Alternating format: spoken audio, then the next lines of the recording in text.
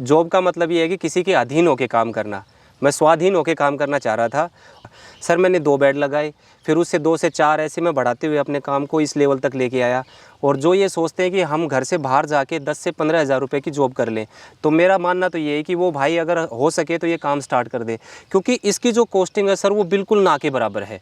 कोई ज़रूरी नहीं है कि कोई भाई इसको बड़े लेवल से स्टार्ट करे, बिल्कुल थोड़ा सा भी अगर स्टार्ट करना चाहे तो कर सकता है। जैसे मैंने सर स्टार्ट किया था 2 बेड से। अगर मुनाफे के हिसाब से देखा जाए तो कम से कम 50 हज़ार रुपये मैं आसानी से इस बिज़नेस से कमा पा रहा हूँ, और मेरी सैलरी है वो मेरी अलग से रह जाती है। सर स्टार्टिंग में थोड़ी दिक्कत आई थी, साथ में लोग बाग भी मुझे ताने देते थे, क्योंकि कहते थे कि पढ़ा लिखा होके अच्छी खासी जयपुर से जॉब छोड़ के और यहाँ आया, कब अब यहाँ आने के बावजूद कहाँ की इस गोबर में काम करना शुरू किया है। पर ताने तो हुए सर, पर अब मुझे लगता है कि वो जो संघर्ष मैंने स्टार्टिंग में किया वो अब काफ़ी सक्सेस हो रहा है। नमस्कार भाइयों, मैं परेश एक बार फिर से आप सभी का वेलकम करता हूँ अपने YouTube channel India farming technology में। दोस्तों आज हम महेंद्रगढ़ आए हुए हैं। यहाँ पर मैं आपको ऐसे नौजवान भाई से मिलाने जा रहा हूँ जिसने अपना ये वर्मिंग कंपोस्ट यूनिट 2 साल पहले स्टार्ट किया था, वो भी 2 बेड से, और आज इनके पास लगभग 100 प्लस बेड हैं। तो जानेंगे कि पूरे इस सफ़र के बारे में, कैसे शुरुआत करी, कहाँ मार्केटिंग कर रहे हैं, कैसे अपना माल बेच रहे हैं, कोई समस्या है या नहीं है, तो पूरी चर्चा करेंगे, जानेंगे इस पूरे सफ़र के बारे में। सर नमस्कार। नमस्कार सर। सर सबसे पहले परिचय दें अपना। सर मेरा नाम दीपक है, मैं गाँव धनौंदा, तहसील कनीना और ज़िला महेंद्रगढ़ का रहने वाला हूँ। तो दीपक जी, इससे पहले आप क्या कर रहे थे? सर इससे पहले मैं जॉब कर रहा था, जॉब मेरी अभी भी चल रही है। पहले मैंने 7 साल जयपुर में जॉब किया, उसके बावजूद मैं गांव आ गया। अभी मैं एज ए पीजीटी मैथमेटिक्स में यहाँ पे मेरे गांव से थोड़ी दूर कनीना जो है वहाँ मैं जॉब कर रहा हूँ। और साथ में मैंने ये 2 साल पहले लगभग ये काम मैंने शुरू किया था, और धीरे धीरे इस काम को शुरू करते करते अब मेरे को अच्छा लगने लग गया है। इससे मुनाफा भी अच्छा आ रहा है, और अब मैं जॉब को छोड़ के मैं पूर्णतः इसी पे आने की कोशिश कर रहा हूँ। एक बार क्वालिफिकेशन अपनी ज़रूर बताइए। सर मैं MSc B.Ed और 7 साल का एक्सपीरियंस है मेरा। सर आपने इतनी अच्छी एजुकेशन आपने करी है, हाँ जी एक्सपीरियंस भी आपको अच्छा खासा है। हाँ जी। वो लाइन छोड़ के आप इसमें क्यों आना चाहते हैं? सर ऐसा है कि देखो, जॉब का मतलब ये है कि किसी के अधीन होकर काम करना। मैं स्वाधीन होकर काम करना चाह रहा था, और मैंने काफ़ी समय से जॉब किया, घर से बाहर रह रहा था, तो जितना कमाया लगभग सारा मैं लगा दिया उसमें, बचत बहुत कम आती थी। दूसरा फिर यहाँ आने के बावजूद भी सेम वही प्रोसेस, सुबह नहा धो के जाना, शाम को वापस आना, फालतू की हेडक, ये सब सोचते हुए मैंने विचार किया कि क्यों ना अपना काम किया जाए। फिर मैंने काफ़ी रिसर्च किया, और लास्ट में मैंने वर्मी कंपोस्टिंग का जो काम है उसके बारे में विचार किया, और मैंने ये काम शुरू कर दिया। जब आपने काम स्टार्ट किया तो आपके मन में क्या चल रहा था? मैं सक्सेस हो पाऊंगा, सफल हो पाऊंगा, नहीं हो पाऊंगा? जो चल रहा था वो थोड़ा अनुभव अपना साझा कीजिए। सर ऐसा है, देखो काम तो कोई भी शुरू करे, उस टाइम पे ऐसा लगता है कि पता नहीं मैं सक्सेस हो पाऊंगा या नहीं हो पाऊंगा। इसी बात को मतलब ध्यान में रखते हुए मैंने काम को बिल्कुल लो सतर से स्टार्ट किया। सर मैंने 2 बेड लगाए, फिर उससे 2 से 4 ऐसे मैं बढ़ाते हुए अपने काम को इस लेवल तक लेके आया। मैंने काफ़ी समस्याएं थी जो स्टार्टिंग में मैंने फेस करी थी, वो जैसे मार्केटिंग से लेके बात आई, क्योंकि जब मैंने काम शुरू किया था, काम शुरू करने के 15 दिन बाद ही सर कोरोना काल लग गया। अब वो कोरोना काल लग गया, बाहर आना जाना बंद हो गया। अब ना मैं कहीं जा पा रहा था, ना कहीं आ पा रहा था। फिर मेरा जो खाद का उतार आया वो मैंने स्टॉक कर दिया, मेरा बिका नहीं कहीं। लेकिन जैसे धीरे धीरे फिर कोरोना काल कम हुआ, आना जाना बाहर हुआ, मैं लोगों से मिलता गया, और मेरा खाद भी धीरे धीरे बिकता चला गया। सर स्टार्टिंग में बस मुझे यही थोड़ी प्रॉब्लम आई थी, उसके अलावा तो मुझे कोई प्रॉब्लम नहीं आई। दीपक जी, जैसा आपने हमें बताया कि आप जॉब भी करते थे। हाँ जी सर। जॉब के साथ साथ आपने ये भी स्टार्ट करा। हाँ जी। ये भी अपने आप में एक बड़ी हिम्मत की बात है। हाँ सर। जो लोग खाली बैठे हैं आजकल वही नहीं स्टार्ट कर पाते हैं, वो भी सोचते रह जाते हैं अब करेंगे, पूरी उम्र उनकी निकल जाती है। हाँ सर। जो अनुभव अपना साझा कीजिए, ताकि जो हमारे व्यूवर्स हैं, जो लोग हैं, जो युवा हैं, वो आपसे कुछ सीखें और उनको हिम्मत आए। देखो सर ऐसा है कि जो युवा भाई हैं जो बिल्कुल बेरोज़गार हैं, और जो ये सोचते हैं कि हम घर से बाहर जाके 10 से 15 हज़ार रुपये की जॉब कर लें, तो मेरा मानना तो ये है कि वो भाई अगर हो सके तो ये काम स्टार्ट कर दे, क्योंकि इसकी जो कॉस्टिंग है सर वो बिल्कुल ना के बराबर है। कोई ज़रूरी नहीं है कि कोई भाई इसको बड़े लेवल से स्टार्ट करे, बिल्कुल थोड़ा सा भी अगर स्टार्ट करना चाहे तो कर सकता है। जैसे मैंने सर स्टार्ट किया था 2 बेड से, 2 से फिर मेरा कुछ निकल के आया। मैं धीरे धीरे मैंने पहले खुद के खेत में यूज़ किया, फिर मैंने 1-2 और मेरे भाई दोस्त थे जो उनको मैंने बताया कि भाई आप ये यूज़ करके देखो। धीरे धीरे मेरा जो ये कारवा है ये आगे तक बढ़ता चला गया। जो मेरे साथी हैं उनकी अगर बात आती है तो वो ये सोचते हैं कि 15-20 हज़ार रुपये के लिए हम घर से बाहर चले जाएं। सर घर से बाहर जाओगे तो डेफिनेटली आपको बाहर रहना पड़ेगा, रेंट भी देना पड़ेगा, खाने पीने का भी लगेगा, और घर से भी दूर रहोगे। और अगर किसी मेरे भाई के पास अगर थोड़ी सी भी ज़मीन है और वो ये काम अगर शुरू करना चाहता है तो थोड़े से लेवल से शुरू करे, और धीरे धीरे फिर अगर काम बढ़ता है उसका बढ़ेगा, ऐसी बात नहीं है कि सर नहीं बढ़ेगा। वो मेहनत के ऊपर डिपेंड है। सर मैं सुबह 6 बजे उठता हूँ, 6 बजे से लेके मेरी दिनचर्या ऐसी रहती है कि मैं रात को 8 बजे घर जाता हूँ। बस ये है कि दोपहर में एक बार स्कूल से आया, फिर उसके बाद घर गया, खाना खाया, मैं मेरे फार्म पे आ गया। तो मेरे को ये बहुत अच्छा लगा सर। और मैं जवान जो मेरे युवा साथी हैं, मैं उनसे कहूँगा कि ज़्यादा से ज़्यादा कोशिश करें कि अपना खुद का काम शुरू करें। तो दीपक जी, मुनाफा कितना आपको हो जाता है इससे? सर ऐसा है कि जो मैं सैलरी लेता हूँ उस सैलरी से ज़्यादा मुनाफा मैं यहाँ से कमा लेता हूँ। मैंने जब शुरुआत करी थी, जब मेरा मुनाफा थोड़ा था, अब मेरा मुनाफा बढ़ गया। लेकिन इसमें एक बात और है सर, जो मुनाफा मैं लेता हूँ वो मैं अपने पास नहीं रखता, मैं वापस से इसी में री इन्वेस्ट कर देता हूँ। तो मेरी जो सैलरी आती है वो मैं मेरे पास रखता हूँ और इसका जो पैसा आता है वो मैं इसी के अंदर इन्वेस्ट कर देता हूँ। अगर मुनाफे के हिसाब से देखा जाए तो कम से कम 50,000 रुपये मैं आसानी से इस बिज़नेस से कमा पा रहा हूँ और मेरी सैलरी है वो मेरी अलग से रह जाती है। दीपक जी, प्रोसेस क्या है एक बेड को बनाने का? सर देखो, इसमें कोई रॉकेट साइंस नहीं है कि हम इसमें मतलब ये करें वो करें, बिल्कुल सिंपल सा प्रोसेस है। सर जिस भी भाई को काम स्टार्ट करना है उसको 2-4 चीज़ों की ज़रूरत पड़ेगी। सबसे पहले तो देखो अपने कच्चे माल की ज़रूरत होती है। कच्चा माल आपके पास अगर अवेलेबल है बहुत अच्छी बात है, या फिर आप गौशाला से लेके आओ। जैसे मेरे पास सर खुद के कोई भी पशु नहीं है तो मैं सारा काम है, मैं कच्चे माल का अगर वो करता हूँ तो मैं अपने गौशाला से मंगवाता हूँ। मेरा गौशाला से कच्चा माल आता है, फिर उसको सर मैं ये जो जगह है यहाँ पे मैं डलवा देता हूँ। यहाँ आने के बावजूद पहले फिर उसको मैंने फैला दिया थोड़ा सा, और फिर उस पर सर मैं कम से कम 5 से 6 बार पानी डालता हूँ। 5 से 6 दिन पानी डाल के और वो बिल्कुल ठंडा हो जाता है। फिर उसके बावजूद हम बेड बनाने की तैयारी करते हैं। सर बेड बनाने के लिए आपको 2 चीज़ों की ज़रूरत पड़ती है। पहला आता है अपना कागज़ और फिर उसके बावजूद आती है ईंटें। सर कागज़ जो है वो हमारा होता है 18 का, ये पूरी ट्यूब की तरह से आता है। इधर से और इधर से हम कट कर देंगे तो 9 फीट का ऊपर 9 फीट का नीचे एक कागज़ बन के तैयार होगा। जो 9 फीट का हमारा कागज़ है उसके अंदर सर हमारे 2 बेड बन के तैयार होते हैं। फिर हम साइड में ईंट लगाएंगे, चारों तरफ ईंट लगा दी, एक ईंट बीच में आ गई, तो हमारी जो चौड़ाई बचती है वो टोटल लगभग 8.5 से 8 फीट बचती है, क्योंकि 4-4 इंच हमारा वहाँ से चला जाता है। 4-4 इंच जाने के बावजूद 1 फीट चला गया, 2 या 3 इंच हम कागज़ को इधर छोड़ देते हैं, 2-3 इंच इधर रह जाता है। फिर उसके बावजूद जो लंबाई है वो लंबाई रहती है हमारी 30 फीट और चौड़ाई लगभग 3.5 से 3.25 फीट इस बेड की रहती है सर। फिर जो ठंडा किया हुआ गोबर है उस गोबर को हम उठा के लेबर की सहायता से बेडों में डलवा देते हैं, और बेडों में डलवाने के बावजूद फिर जब वो बिल्कुल बेड का रूप ले लेता है फिर उस पर लास्ट स्टेप आता है सर हमारा केचुआ डालने का।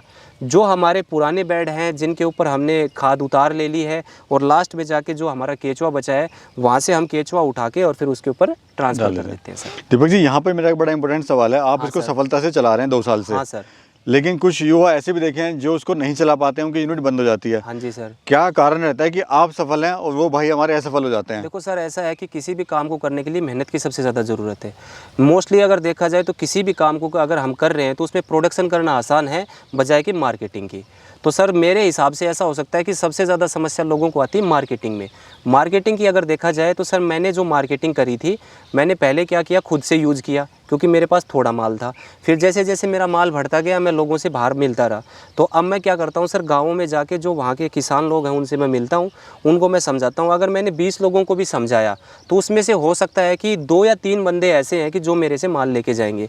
सर वो 2 किन्हीं और 2 को बताएंगे। ऐसे धीरे धीरे मेरी चैन बढ़ती गई। इसके साथ साथ सर जो हॉर्टिकल्चर वाले हैं उन्होंने मेरा बहुत साथ दिया है। मैं केवी के महेंद्रगढ़ गया, रेवाड़ी गया, 1-2 जगह मैं और गया। उन लोगों ने क्या किया कि जो बागवानी कर रहे हैं जितने भी लोग, उनसे मेरा संपर्क करवाया, और धीरे धीरे जब एक बार उनके साथ संपर्क हो गया तो उन लोगों ने किसी और के साथ भी मेरा संपर्क करवाया, और इस जरिए के साथ साथ मेरा जो काम है वो धीरे धीरे निरंतर आगे बढ़ रहा है सर। बहुत बहुत मुबारक हो सर। हाँ सर। दूसरा जो बेड है सर, इसमें कितनी लागत आती है, कितने दिन में खाद बन के तैयार होती है, कितना इससे मुनाफा होता है? सर सब खर्चा लगा के, कागज़ का और ईंटों का लगा के ज़्यादा से ज़्यादा अपना 1600 रुपये आता है, और गोबर का सर डिपेंड करता है कि आप कहाँ से गोबर परचेज़ कर रहे हो। अगर वो ज़्यादा महंगा रहा है तो आपकी कॉस्टिंग थोड़ी बढ़ जाएगी, कम है तो कम रह जाएगी सर।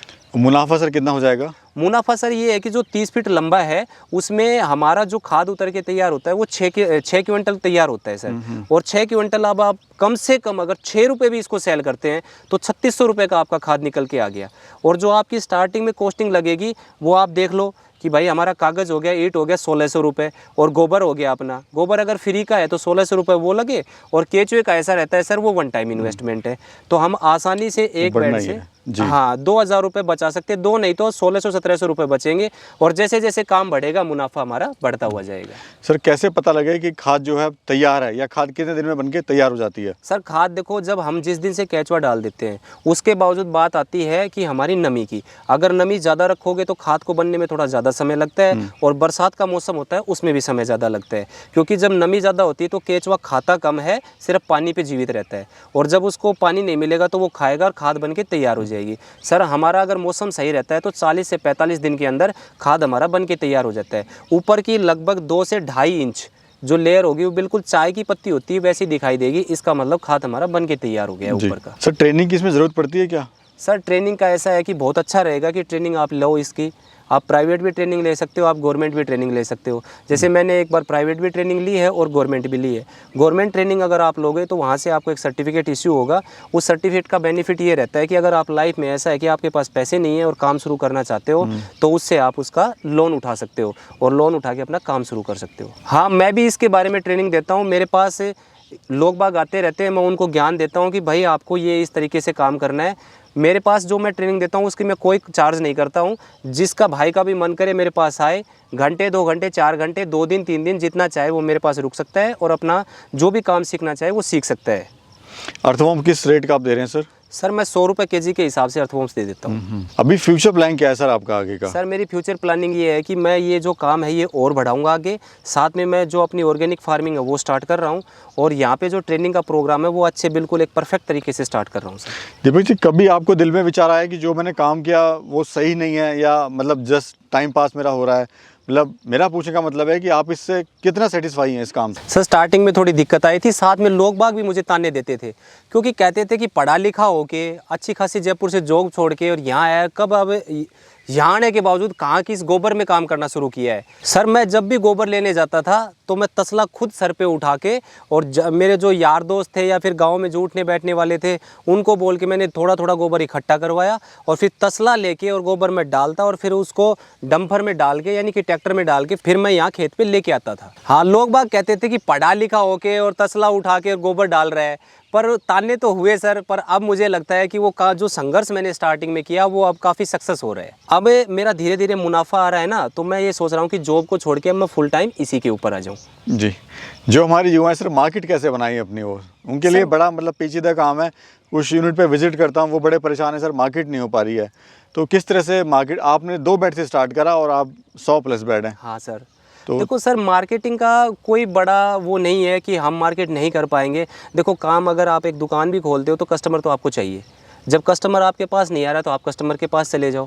सर मैंने क्या किया, आज एक गांव में गया, मैंने फिक्स कर लिया इस गांव में मैं जा रहा हूं, मैंने लोगों को बताया, फिर मैं दूसरे गांव में गया, फिर जो नर्सरीज है मैं वहां गया, और धीरे धीरे करके सर मैं अपनी मार्केट बनाता गया।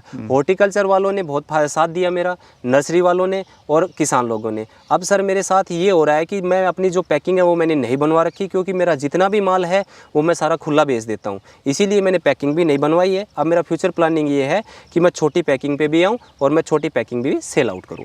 तो उसको सर कहाँ कहाँ भिजवा सकते हैं अपने माल को? अर्थवॉर्म वगैरह है, कहाँ कहाँ ऑल ओवर इंडिया में भिजवा सर सकते मैं ऑल ओवर इंडिया भेज देता हूँ। जी, क्या कहना चाहते हैं सर आप युवा बेरोजगार भाइयों को? मैं जो युवा भाई हैं अपने, जो बेरोज़गार बैठे हैं, बिल्कुल मैं उनसे यही कहना चाहूँगा कि जॉब अगर आपको करनी है तो ठीक है, वो आपकी मर्ज़ी है, लेकिन जहाँ तक हो सके मेरा मानना यही है कि अपना काम करो। ज़रूरी नहीं है आप यही काम करो, कोई और भी काम कर सकते हो, पर जहाँ तक देखा जाए इस काम से सस्ता चीपेस्ट काम मेरे हिसाब से कोई नहीं होगा, क्योंकि लागत वन टाइम, कम से कम लागत, ज़्यादा से ज़्यादा मुनाफा। जैसे जैसे काम बढ़ता जाएगा हमारा जो मुनाफा है वो बढ़ता जाएगा। और सर सबसे बड़ी बात आती है सिरदर्दी, 0% सिरदर्दी है सर इसके अंदर। किस तरह से आप मदद कर सकते हैं सर? सर मैं देखो यहाँ पे मेरे साथ अगर कोई भाई आता है मेरे से ट्रेनिंग लेता है तो मैं उसको ट्रेनिंग दे दूंगा। अगर उसको यूनिट लगवानी है मैं उसकी यूनिट बाकायदा मैं खुद जाके लगवाता हूँ सर। आज तक सर 2 साल के सफ़र में लगभग 35 से 40 यूनिट मैं लगवा चुका हूँ। मेरी जो लगवाई यूनिट है वो राजस्थान, हरियाणा और पंजाब, और सर MP से इनसे मेरे पास कॉल आई थी, तब मैं उनको पॉसिबल नहीं करवा पाया, लेकिन यहाँ जो है मैं पहुँच भी सका और वो लोग आके खुद भी मेरे से लेके गए। तो मेरे पास अगर कोई भी भाई आता है तो जितना मेरे से हो पाएगा उतनी मदद मैं भाई लोगों की करूँगा। सर बहुत सुंदर विचार लगे आपके, उसके लिए बहुत बहुत धन्यवाद सर। Thank you.